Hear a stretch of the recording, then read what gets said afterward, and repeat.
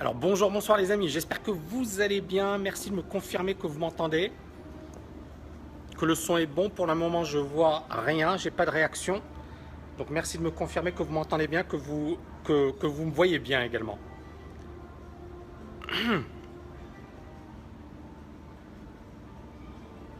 Mettez-moi un max de love, un max de like. Alors c'est une vidéo que je tourne en direct du Palace de Dubaï. C'est un endroit qui est génial. Je ne sais pas s'il y en a parmi vous qui connaissent, mais c'est vraiment un endroit somptueux. Et c'est pas loin de Burj Khalifa. Je vais vous montrer tout ça. Attendez, regardez avec moi. Regardez. Tac, tac, tac, tac, tac. Je ne sais pas si vous voyez. Vous la voyez là? La tour la plus haute au monde. Génial. Excellent. Vous m'entendez? Mettez-moi un max de love, un max de like les amis. Super. Je vois que ça réagit, c'est sympa, c'est génial. Donc, alors là, c'est vraiment un endroit, c'est un petit paradis. Regardez ici, il y a une piscine et derrière, vous avez une vue imprenable sur Burj Khalifa. Donc, dans cette vidéo, je voulais faire un autre petit point sur les crypto-monnaies. Donc, vous voyez, comme par hasard, j'ai publié une vidéo le dimanche. Et dans cette vidéo, justement, je vous parlais de... j'émettais une certaine méfiance à l'égard des crypto-monnaies. Et je disais qu'il y avait beaucoup de personnes qui, justement, considéraient que les États ne pouvaient rien contre les crypto-monnaies, que les États n'avaient aucun pouvoir, n'avaient aucune influence. Et on n'a vu qu'une décision de la Chine. La Chine, c'est un endroit qui est extrêmement important pour les crypto-monnaies. Une seule décision de la Chine qui a été d'interdire les ICO, qui les a considérées comme illégales. Cette décision de la Chine a provoqué un crack sur de nombreuses crypto-monnaies. Alors aujourd'hui, bien évidemment, on a eu une reprise, c'est tout à fait logique, mais on a eu quand même un bain de sang. Le Bitcoin a perdu 20% en quelques jours, l'Ethereum a perdu 30-40% de sa valeur, etc., etc. On a eu effectivement un bain de sang sur les crypto-monnaies. Et alors, encore une fois, la vidéo que j'ai publiée a eu un gros succès. On a eu 5000 vues, je pense, en une journée, ce qui est pas mal du tout. Et c'est pas mal, c'est super. Mais il y a eu beaucoup effectivement de réactions par rapport à mes propos. Notamment, alors positifs, bien évidemment, parce que certaines personnes se sont aperçues du danger des crypto-monnaies parce qu'elles étaient obnubilées, elles étaient, comment dirais-je, focalisées sur les gains. Et elles se disaient ça ne peut que monter. Et c'est ça le danger, encore une fois, dans les bulles spéculatives, c'est que tout le monde devient myope, que tout le monde dit la même chose, que tout le monde répète la même chose. Et moi, encore une fois, pour moi, le Bitcoin, c'est un marché comme un autre. Alors, certaines personnes me disent « Ouais, mais Tammy, il comprend rien, il est largué, il comprend rien au Bitcoin. » Et j'ai envie de dire, je comprends ou pas, je m'en fiche. Je comprends les marchés, je comprends la psychologie des marchés, je comprends les mouvements des marchés. Ça fait des années que je suis sur les marchés. D'accord? Donc, c'est pas quelque chose qui, pour moi, importe. C'est-à-dire, je peux donner mon avis sur le blé alors que je ne connais rien du blé. Je peux donner mon avis sur le riz, les cours du riz, alors que je ne connais rien au riz. Je peux donner mon avis sur le pétrole alors que je ne connais rien au pétrole. Pourquoi? Parce que dans les cours, dans ce qui détermine les cours, il y a bien évidemment les fondamentaux, l'offre et la demande, classique, d'accord? Et il y a également la psychologie humaine. Et moi, s'il y a un domaine qui me fascine, s'il y a un domaine qui me passionne, c'est la psychologie humaine. Ce sont ces comportements moutonniers, j'adore ça. Donc moi, quand par exemple j'ai vu le Bitcoin, ce qui se passait, tout de suite, bien évidemment, j'ai vu cette notion de bulle spéculative. Alors maintenant, certaines personnes disent, mais à long terme, qu'est-ce que ça va donner? Moi, encore une fois, c'est ça le truc, c'est que je n'ai pas de visibilité. J'aimerais bien vous dire, oui, le Bitcoin va exploser à la hausse. Il y en a qui le voient à 100 000, etc. Il y en a qui le voient à 1 million. Il y en a qui le disent. Il y en a qui disent, Tammy Kabbage, il est largué. Mais moi, encore une fois, j'ai pas... Voilà, je suis à Dubaï, d'accord? Je suis au Palace. Donc, ça va, ne vous inquiétez pas pour moi, les gars. C'est pour vous que je me fais du souci. Moi, ça va, je suis libre financièrement. Donc, j'ai pas ce souci qui consiste à me dire, ouais, est-ce que je pourrais, encore une fois, je croise les doigts, mais pour le moment, ça va. Ne vous en faites pas pour moi, ne vous inquiétez pas pour moi. Par contre, les centaines, les milliers, les dizaines de milliers de personnes qui vont se faire massacrer sur ces marchés, c'est pour elles que je me soucie. Et moi, encore une fois, j'ai reçu plein de publicités pour les crypto-monnaies, plein de demandes de partenariats, etc. Il y a une personne qui m'a dit « Ouais, mais t'as mis les bitcoins, c'est une place de marché ou c'est une monnaie virtuelle, donc tu racontes n'importe quoi, tu ne peux pas avoir de partenariat. » Mais justement, Aujourd'hui, ce n'est pas le Bitcoin en lui-même que je remets en question. C'est tout ce qui tourne autour. Vous voyez ce que je veux dire? C'est-à-dire qu'il y a plein d'arnaqueurs aujourd'hui. Il y a plein de publicités mensongères sur comment devenir millionnaire sur le Bitcoin. Dites-moi que je me trompe. Dites-moi que je vous raconte des conneries. Aujourd'hui, n'importe où, vous allez voir plein de publicités sur le Bitcoin. Donc, et ces publicités vont vous promettre de devenir super riche très rapidement. Alors un petit jeune qui justement n'a pas beaucoup d'argent, il se dit, il voit ça, ça le fait rêver. Mais encore une fois, moi j'ai envie de dire aux plus jeunes, alors bien évidemment, j'ai pas envie de prendre cet aspect moralisateur. Si vous êtes sûr de votre coup, foncez. Si vous êtes sûr de ce que vous faites, foncez. Mais ne faites pas de conneries, n'empruntez pas, ne vous endettez pas et soyez intelligent dans ce que vous faites. Et si vous perdez, acceptez-le. C'est-à-dire, ne misez pas l'argent que vous n'êtes pas prêt de perdre. Il y a des personnes qui m'ont dit « Ouais, Tammy critique le Bitcoin parce qu'il s'est mangé sur le Bitcoin. » Je suis désolé, manger ou pas, moi je ne parle pas par rapport effectivement à des positions ou par rapport… C'est mon opinion que je donne. C'est plus pour aider les autres que pour moi-même. Moi, je m'en fiche. Moi, encore une fois, je ne suis pas le souci. C'est pas moi le problème. C'est-à-dire que moi, j'ai compris les principes de la gestion. Je diversifie. Je ne suis pas que sur les actions. Je suis également sur l'immobilier. Je suis sur des business. Je suis sur pas mal de choses. Et ce qui fait que si, par exemple, il y a un pilier qui tombe, il y en a d'autres qui vont rattraper. Vous voyez ce que je veux dire? Je suis diversifié dans ma gestion. J'ai pas tout mis sur un seul truc. J'ai pas tout mis sur le Bitcoin ou j'ai pas tout mis sur les actions ou j'ai pas tout mis sur l'immobilier. C'est-à-dire que si l'immobilier se casse la figure, ok, ça va me faire mal, mais je m'en fiche. Si les actions se cassent la figure, j'ai pas beaucoup pour le moment, mais bon, ça c'est une autre stratégie, mais ça va pas m'empêcher de dormir. Vous voyez ce que je veux dire? Et ça, les gens ne le comprennent pas. Donc, par rapport aux jeunes et aux moins jeunes qui se disent aujourd'hui le Bitcoin, c'est génial, c'est l'avenir, rien ne vous empêche d'investir. D'accord? Si vous avez vraiment cette conviction, mais ne mettez pas 100% de votre portefeuille. Parce que si jamais ça se ramasse, si jamais il y a vraiment un gros retournement, et là, vous serez très mal. Donc, parmi les principes de l'investissement, il y a la notion de diversification. Diversifier vos risques. Diversifier vos risques. D'accord? Si vous misez, moi j'en ai parlé pour la rat race. Moi j'étais trader et j'ai eu une situation difficile. J'ai divorcé et j'ai tout perdu du jour au lendemain. Et ce qu'il faut savoir, c'est que beaucoup de personnes, encore une fois, misent tout sur leur carrière. Ils misent tout sur leur job. Ils misent tout sur un truc. Et quand ça se retourne contre eux, ils ne comprennent pas et ils pleurent. Mais il fallait le prévoir. J'ai fait la connerie. C'est-à-dire que j'avais tout misé sur un truc. Je me disais, rien ne peut m'arriver. Je suis très fort. Je suis le plus puissant. Et puis, ça s'est retourné contre moi. Donc, vous pouvez être au top niveau. Mais il suffit d'être blessé. Regardez, je vais vous donner un exemple. Prenons le cas d'un joueur de foot.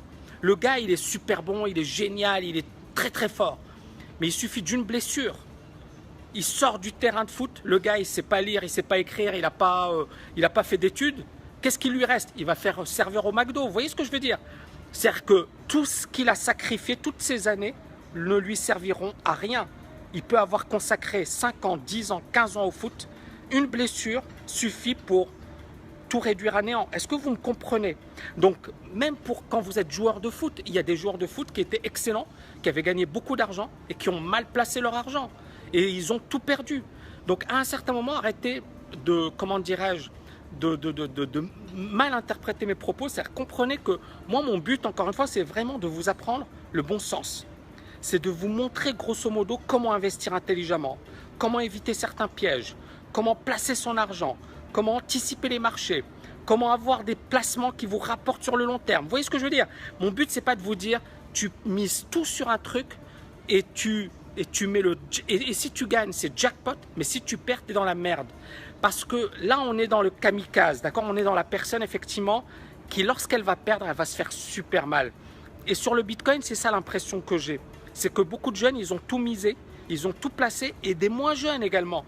Ils ont tout placé sur un seul truc, et là, on a moins 20%. Imaginez les personnes qui ont pris du levier, elles ont perdu l'intégralité de leur capital, là, en 4 jours. 4 jours.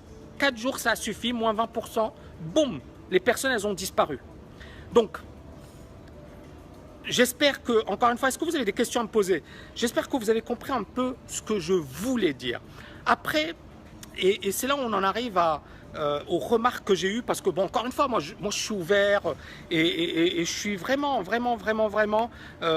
humble au sens où je ne fais qu'apprendre. D'accord? Je ne suis pas là pour vous dire je sais tout, je maîtrise tout et les autres c'est des nuls. Au contraire, je ne fais qu'apprendre. Je suis un éternel étudiant. Donc ne me dites pas ouais il sait rien. Ouais, peut-être. Mais encore une fois, je pense avoir une certaine expérience, premièrement. Et deuxièmement, j'ai l'humilité de dire je ne sais pas tout. Je ne sais pas tout.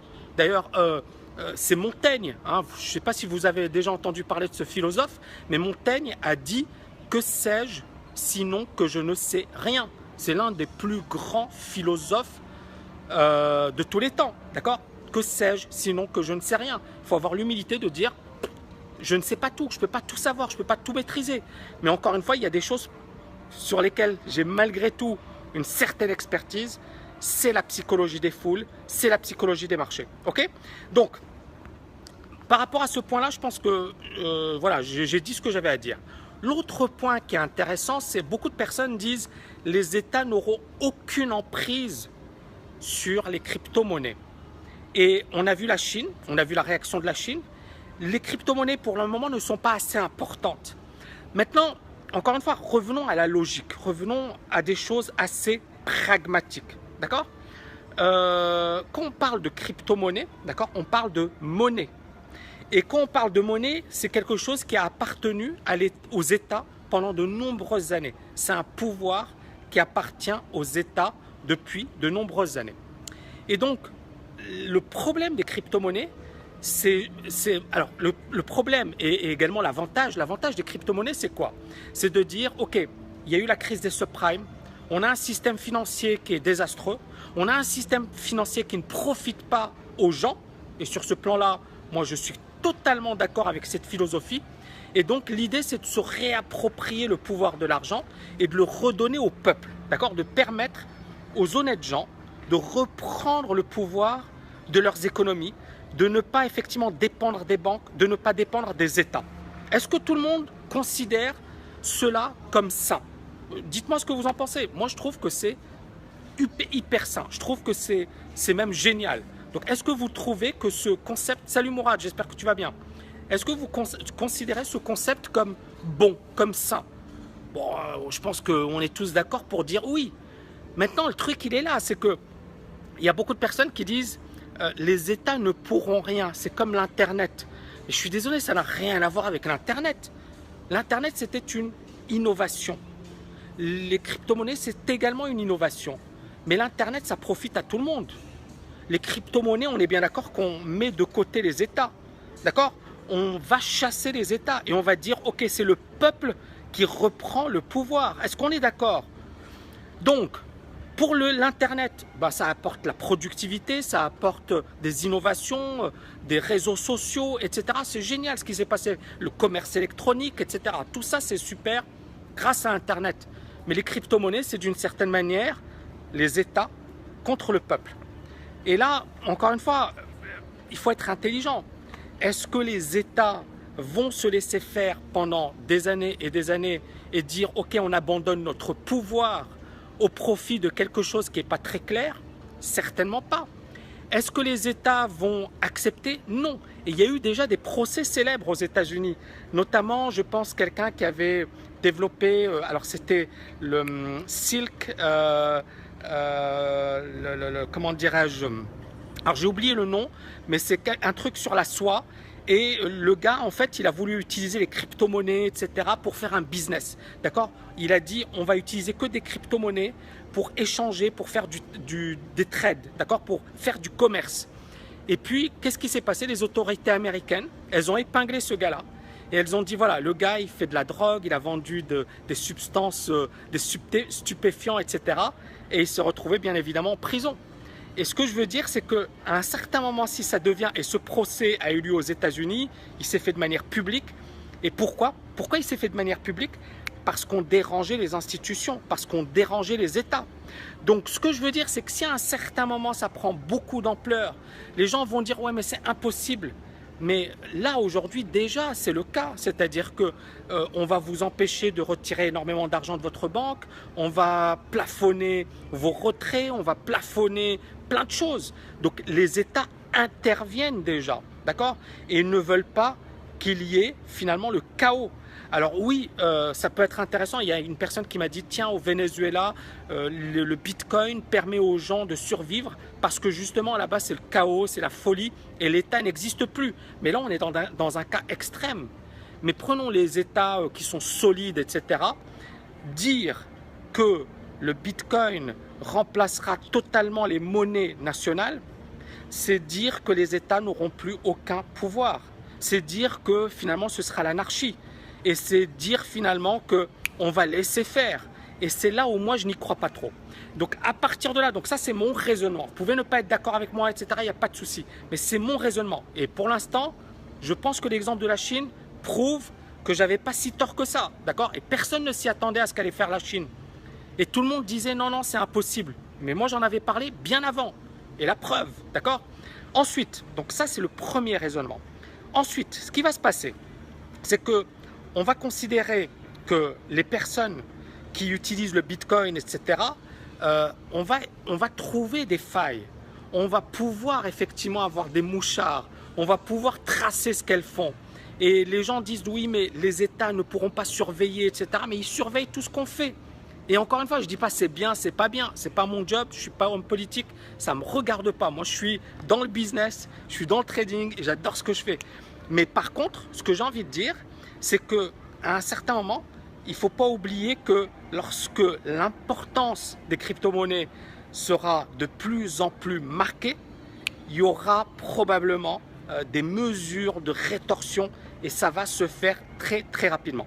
Donc ça c'est par rapport aux États. Et le dernier point, et ensuite je clôture avec ça, c'est bien évidemment l'innovation. L'innovation elle est géniale. Et cette innovation, et c'est là où le Bitcoin, je me dis, est-ce que finalement ce ne sont pas les États qui vont récupérer ça? Est-ce que ce ne sont pas les États qui vont récupérer le principe du Bitcoin, le principe de la blockchain et qui vont dire, ok, on va faire la même chose, mais c'est nous qui allons le faire. C'est l'État qui va le faire. Ce n'est pas une entité, etc., anonyme. Alors bien évidemment, ça n'aura pas la même portée, ça n'aura pas la même pertinence, mais les États vont se dire, ok, ils vont se sentir en danger. Ils peuvent s'unir. Hein. Beaucoup disent oui, les États sont en concurrence. Ils sont en concurrence. Mais on a eu des périodes, par exemple, je prends le 11 septembre, où toutes les banques centrales de la planète ont baissé les taux d'intérêt en même temps. C'est-à-dire que dans les périodes de crise, les États savent que s'ils ne font pas et s'ils ne prennent pas des mesures concertées, c'est le chaos. Donc les États, s'ils s'aperçoivent que ça devient trop dangereux, je peux vous dire qu'ils n'hésiteront pas à prendre des mesures concertées. Voilà, j'espère que vous avez aimé ce petit Facebook Live. Je vous dis à très bientôt les amis. N'oubliez pas de liker, de partager cette vidéo. Ciao, ciao, ciao.